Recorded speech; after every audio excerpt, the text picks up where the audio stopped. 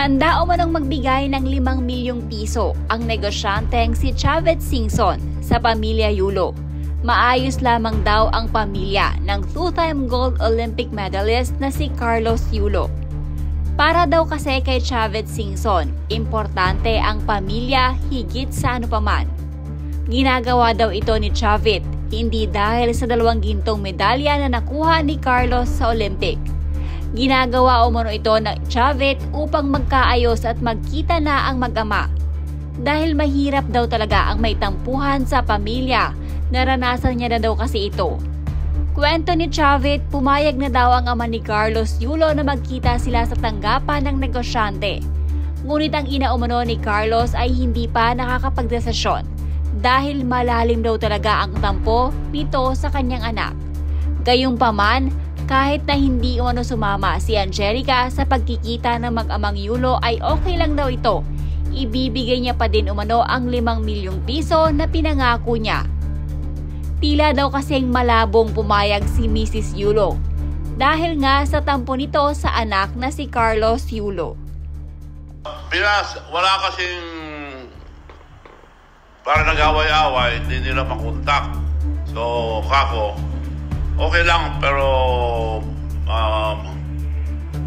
paano kaya makontak ako hindi nila makontak. Nag-press release na lang ako para lang magsama-sama sila sa buong pamilya. Nagbibigay ako ng 5 milyon. Dahil hindi sa panalo niyang gold na sa Olympic, more on yung sa pamilya. Kasi naramdaman ko yung kaaway mo yung anak mo. Masakit sa ama na away sa anak mo. At hindi man lang sila inibita. So ako, kung magsama-sama lang sila, bibigyan ko ng 5 milyon. Ang nilalakad na lang nila yung talagang mahirap papagpati. May nakaraan sila kasi na masama yung nanay. Baka ang sigurado si Carlos Yulo at saka yung tatay, mga pamilya nila, yung nanay ang kinakausap pa dahil masama loob yung bata. Dahil may away yata na nakaraan. Oo, pwede na rin yun. Bibigay ko na rin makasama sa... Dahil may sinabi sa akin, hindi ko lang mabanggit dito yung personal na away nilang mag-ira. Pero yung tatay, parang pumayag na magpati sila, sa kaya dadali yung pamilya sa akin. Subukan nyo rin ako na maisama yung nanay. Mas maganda na magsama sa akin. Importante kasi sa atin yan. Dahil ang pili ng Diyos, 10 lang eh.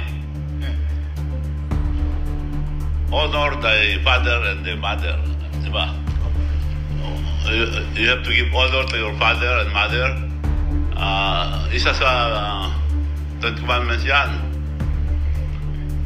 And also, kasi nagbabasa ako ng Biblia, pinakamahirap na pinagagawa dyan yung forgive your enemies.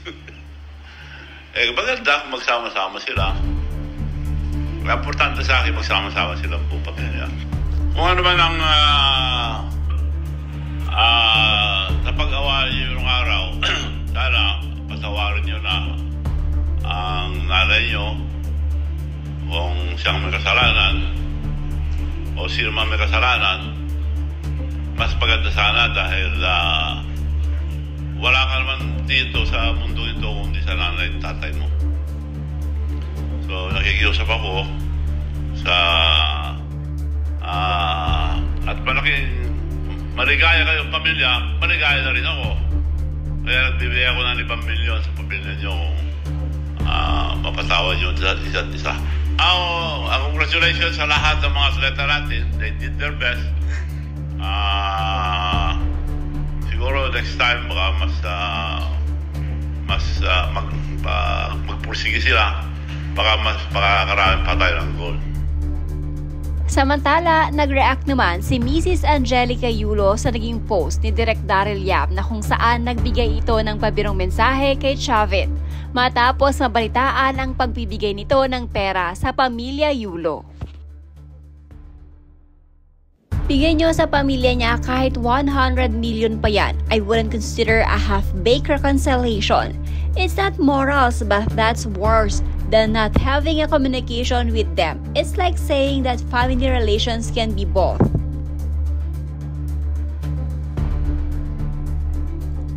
Carlos Yulo can earn 5 million pesos with his current status.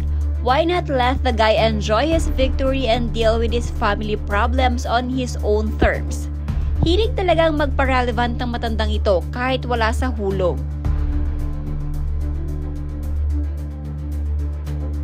Sa dami na nag-pledge ng reward, kung ayaw talaga ni Kaloy makipag-reconnect sa pamilya, he'll say no.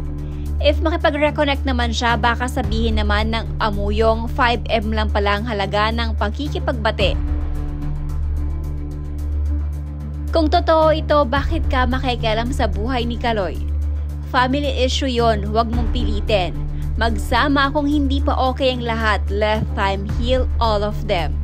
Bigay mo sa may hirap yung 5M mo or doon sa mga pamilya nagkakagulo dahil walang makain. Huwag ka sumausaw dahil lang gold medalist si Kaloy. Grabe ka, nilalagay mo sa alanganin si Yulo. Paka-toxic. Gawin niya yan o hindi, may masasabi at may masasabi pa din sa kanya. Ganyan ba talaga pag maraming pera, Chavit? Pati nararamdaman kayang presyuhan?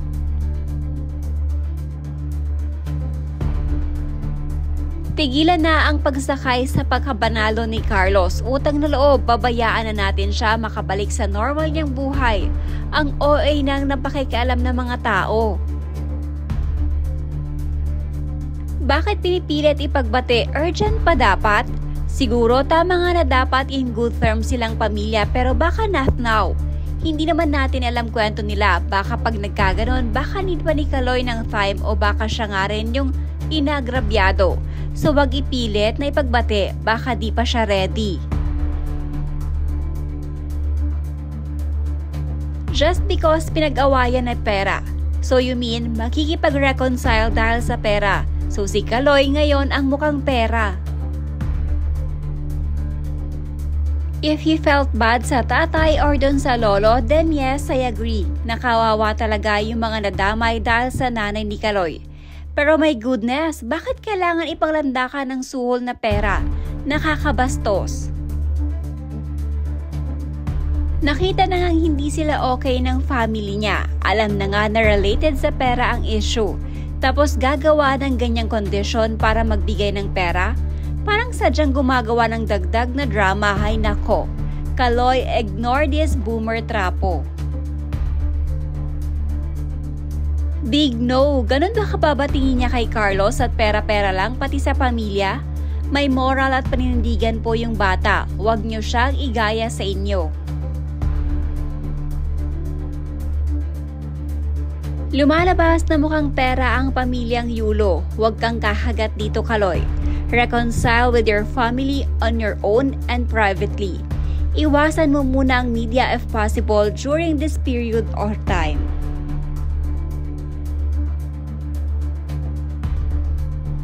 Hindi po pera ang ugat ng problema nila. Sana nga, pera lang para madaling ayusin. Pero hindi eh. It's deeper. It's psychological and emotional. I hope family counseling could help them. Don't force him. Give him time and space. Let him heal in his own time. And they should do it privately in their own time. Huwag ganyan.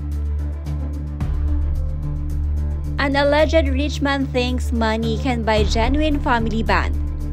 Your money can buy their principles, and that amount is cheap as that's what they deserve. But you can never buy genuine care and deep filial love. And yes, Chavit's family is held by money only. Yes, this is how families should always be reunited. Not through love but through money. Somehow though, Hearing this from Singson shouldn't surprise anyone. His ravenous appetite for money has never known any legal or moral bounds.